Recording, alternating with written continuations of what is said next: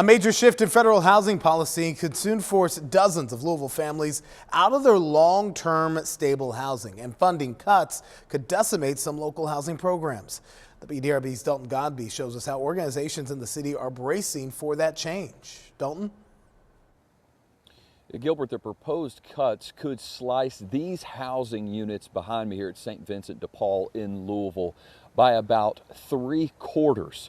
Those living here are deeply concerned about what would happen after that.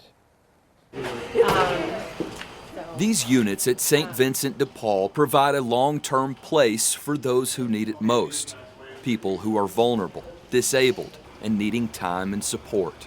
Steve Allen is one of those people. They help. These people help. They really do help you here.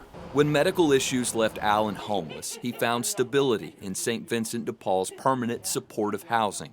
He's raising 2 grandchildren here now and working to get back on his feet. We're in a place now where you can lay your head and don't have to worry about anything. But he knows if it's taken away, I don't want to think about it. he could be back on the street. That's where I go, because I have no other place to go. Allen is just one of more than 300 people living in 97 of these permanent supportive housing units at St. Vincent de Paul.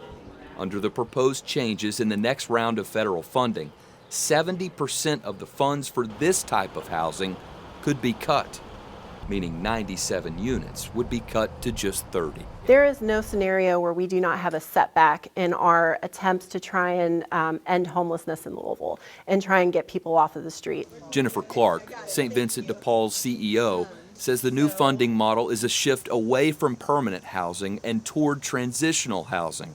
With the federal timeline moving fast, organizations are racing to make a plan.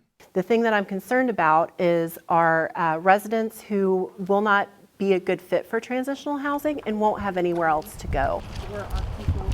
As Congressman Morgan McGarvey toured the permanent housing units Monday, offering support, those serving this vulnerable population laid out what's at stake and fear what's ahead. We are really looking to try and plan and look for community support around making sure that nobody is made homeless due to these changes at the federal level.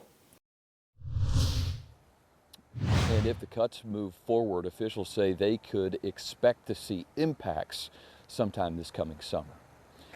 Reporting live this evening, Dalton Godby, WDRB News.